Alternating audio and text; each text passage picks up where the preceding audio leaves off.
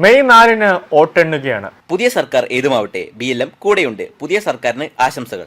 രാജ്യത്തെ ഏറ്റവും വലിയ multi state housing cooperative society, എല്ലാവർക്കും ഭവനം, PLMന്റെ ലക്ഷ്യം. ഉച്ചയോടെ ഏത് പാർട്ടിയായിരിക്കും ഇനി 5 വർഷം കേരളം ഭരിക്കാൻ പോകുക എന്ന് തിങ്കളാഴ്ചയോടുകൂടി അറിയാൻ കഴിയും. ഇനി കേരളത്തിൽ തൂക്ക് മന്ത്രിസഭ ആണോ എന്ന് ഉറ്റുനോക്കുകയാണ് രാഷ്ട്രീയ കേരളം. UDF ആണ് വരുന്നതെങ്കിൽ ഇടതുപക്ഷം നടത്തിയ അഴിമതികളെല്ലാം അവർ പുറത്തേക്ക് കൊണ്ടുവരും. അറസ്റ്റ് ഉൾപ്പെടെ ഉണ്ടാകും. കൂടാതെ കേരള പോലീസ് ഒരു വലിയ അഴിച്ചുപണി തന്നെ ഉണ്ടാകുമെന്ന കാര്യത്തിൽ യാതൊരു സംശയവുമില്ല. അടുത്തു വരുന്ന പുതിയ സർക്കാരിന്റെ തലയിൽ വലിയ ഭാരമാണ് ഉണ്ടാകാൻ പോകുന്നത്. അതായത് ഒട്ടേറെ വാഗ്ദാനങ്ങളും അതിലേറെ പ്രതീക്ഷകളും നൽകിയെത്തുന്ന പുതിയ സർക്കാർ സാമ്പത്തിക ഞെരുക്കത്തിൽ നട്ടം തിരിയാനുള്ള സാധ്യത കൂടുതലാണ്.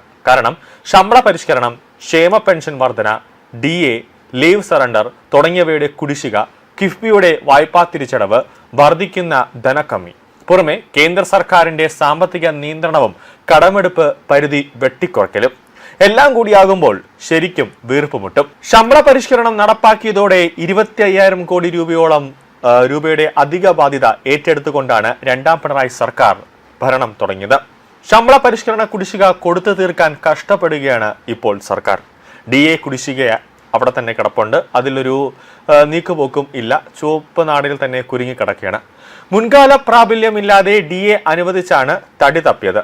കേന്ദ്ര സർക്കാർ സാമ്പത്തിക നിയന്ത്രണം കടുപ്പിച്ചതോടെ ഏത് നിമിഷവും ശമ്പളം മുടങ്ങുമെന്ന അവസ്ഥയിലൂടെയാണ് കേരളവും അതോടൊപ്പം തന്നെ ഭരണം കടന്നു പോകുന്നത്.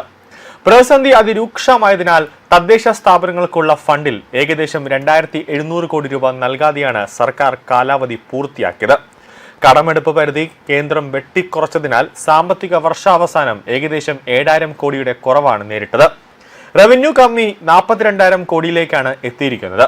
2025-26 സാമ്പത്തിക വർഷത്തേക്കാൾ 2026-27 ധനസ്ഥിതി കൂടുതൽ ഗുരുതരമാകുമെന്നാണ് CAGയുടെ കണക്കുകൾ സൂചിപ്പിക്കുന്നത്. 2025 മൊത്തം റവന്യൂ കമ്മി 28,227 കോടിയായിരുന്നു. 2026 നവംബർ ആയപ്പോൾ തന്നെ ഇത് 37,788 കോടിയായി. ഈ സാമ്പത്തിക വർഷാവസാനം 42,000 കോടിയിലെത്താൻ ആണ് നിൽക്കുന്നത്. സർക്കാർ ജീവനക്കാർക്ക് 5 ഗഡു ക്ഷാമബന്ധ നൽകാനുണ്ട്, അതായത് 13%. ഇത് നൽകാൻ ഇന്നത്തെ സ്ഥിതിയിൽ സർക്കാരിന് കഴിയില്ല. ശമ്പള പരിഷ്കരണത്തിന് 20,000 കോടിയിലേറെയും ജീവനക്കാരുടെ ആനുകൂല്യങ്ങളുടെ കുടിശ്ശിക കൊടുക്കാൻ 10,000 കോടിയോളവും വേണ്ടിവരും.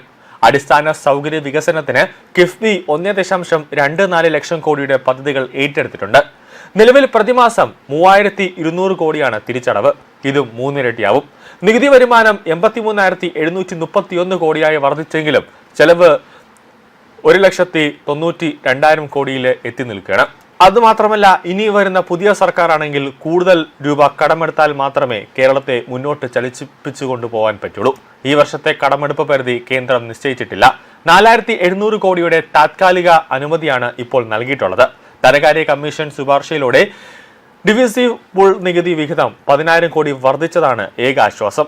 സംസ്ഥാനത്തിന് ഉള്ള വിഹിതം 1.92% നിന്ന് 2.38% സാമ്പത്തിക ശക്തമായ അടിത്തറയാണ് രണ്ടാം പിണറായി സർക്കാർ കാലാവധി പൂർത്തിയാക്കിയതെന്നാണ് ഇപ്പോഴത്തെ ധനമന്ത്രി തന്നെ പറയുന്നത്, അതായത് ബാലഗോപാൽ തന്നെ പറയുന്നത്.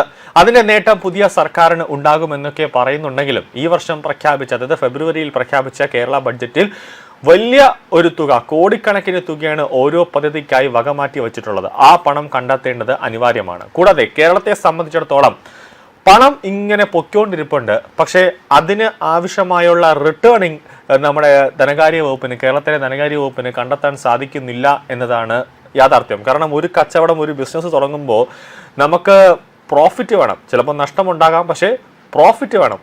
ഈ പ്രോഫിറ്റ് ഒന്നും സംസ്ഥാന സർക്കാരിന് കിട്ടുന്നില്ല. ഓരോ പരിപാടിക്കുമായിട്ടും അല്ലെങ്കിൽ കേരളത്തെ ചലിപ്പിച്ചു കൊണ്ടുപോകാനായിട്ട് കടം എടുക്കേണ്ട ഒരു അവസ്ഥയിലേക്ക് വരുന്നു. പക്ഷെ അതിലൊന്നും തന്നെ ഒരു തരത്തിലുമുള്ള പ്രോഫിറ്റ് അല്ലെങ്കിൽ നേട്ടം സംസ്ഥാന സർക്കാരിന് കിട്ടുന്നില്ല എന്നതാണ് ഏറ്റവും പ്രധാനപ്പെട്ട കാര്യം. ഇത് വലിയ രീതിയിലുള്ള GST ഒന്നും തന്നെ പരിശോധനയൊന്നും തന്നെ വ്യാപകമായി നടക്കാത്തതും ഒരു പ്രധാന കാര്യമാണ്. അതായത് നമ്മുടെ വര കമ്മി എവിടെയോ കുറഞ്ഞിരിക്കുന്നു എന്നതാണ് ഏറ്റവും പ്രധാനപ്പെട്ട കാര്യം. ഇത് ധനകാര്യ വകുപ്പടക്കം ഒരു പരിശോധന നടത്തണമെന്നതാണ് യാഥാർത്ഥ്യം.